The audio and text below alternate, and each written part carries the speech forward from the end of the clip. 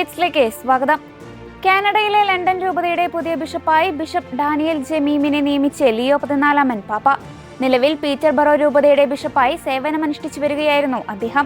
കഴിഞ്ഞ 24 വർഷമായി London രൂപതയെ നയിച്ചിരുന്ന bishop Ronald Pedro ഫാബ്രോ സ്ഥാനമൊഴിഞ്ഞതിനെ തുടർന്നാണ് ഈ പുതിയ നിയമനം. 75 വയസ്സ് പൂർത്തിയാക്കിയതിനെ തുടർന്ന് സഭാ നിയമപ്രകാരം ബിഷപ്പ് പെഡ്രോ ഫാബ്രോ സമർപ്പിച്ച രാജി ലിയോ 14 പാപ്പ സ്വീകരിക്കുകയായിരുന്നു. അതേസമയം പുതിയ ബിഷപ്പിന്റെ ഔദ്യോഗിക സ്ഥാനാരോഹണ ചടങ്ങുകൾ 2026 ജൂൺ 29 നടക്കും.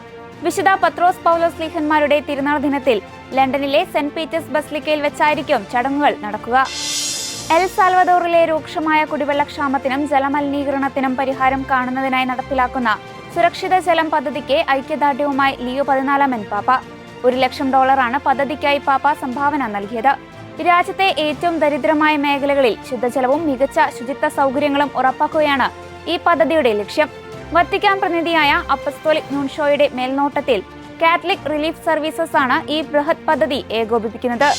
മധ്യ യൂറോപ്പിലെ പ്രശസ്ത മരിയൻ തീർത്ഥാടന കേന്ദ്രമായ ഐൻസീഡിലേക്ക് സ്വിറ്റ്സർലാൻഡിലെ സീറോ മലബാർ വിശ്വാസികൾ നടത്തുന്ന വാർഷിക തീർത്ഥാടനം മെയ് 30. പ്രവാസി മലയാളി സമൂഹത്തിന് വലിയ ആത്മീയ ഉണർവേകുന്ന ഈ മഹാസംഗമത്തിന് സീറോ മലബാർ സഭ major archbishop Mar Raphael Thattil ആത്മീയ നേതൃത്വം നൽകും. ശനിയാഴ്ച ഉച്ചയ്ക്ക് 1 മണിക്ക് ഭക്തിസാന്ദ്രമായ ജപമാല സമർപ്പണത്തോടെ തീർത്ഥാടന പരിപാടികൾക്ക് തുടക്കമാകും. തുടർന്ന് നടക്കുന്ന ആഘോഷമായ വിശുദ്ധ കുർബാനയിൽ major archbishop Mar Raphael Thattil മുഖ്യ കാർമ്മികത്വം വഹിക്കും.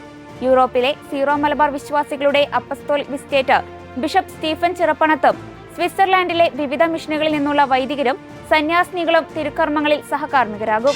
വിശ്വാസത്തെ ആഴത്തിൽ അറിഞ്ഞുകൊണ്ട് അതിനെ പ്രതിരോധിക്കാനും ചരിത്രപരമായ പാഠങ്ങൾ ഉൾക്കൊണ്ടുകൊണ്ട് ഭാവി രൂപപ്പെടുത്താനും ആഹ്വാനം ചെയ്ത് മെക്സിക്കൻ ബിഷപ്പുമാരുടെ 120ാമത് പ്ലീനറി അസംബ്ലി ഏപ്രിൽ 13 മുതൽ 17 വരെ നടന്ന സമ്മേളനത്തിൽ മെക്സിക്കൻ ചരിത്രത്തിലെ നിർണായകമായ ക്രിസ്റ്റാറോ യുദ്ധം പ്രധാന ചർച്ചാ വിഷയമായി.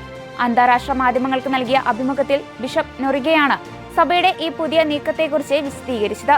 ക്രിസ്റ്റാറോ യുദ്ധത്തിന്റെ സ്മരണകൾ വീണ്ടെടുക്കുന്നതിലൂടെ അക്കാലത്തെ പോരാട്ടത്തിന്റെ അർത്ഥവും ആധുനിക കാലഘട്ടത്തിൽ അതിനുള്ള പ്രസക്തിയും വിശ്വാസികളിലേക്ക് എത്തിക്കുകയാണ് സഭയുടെ ലക്ഷ്യം.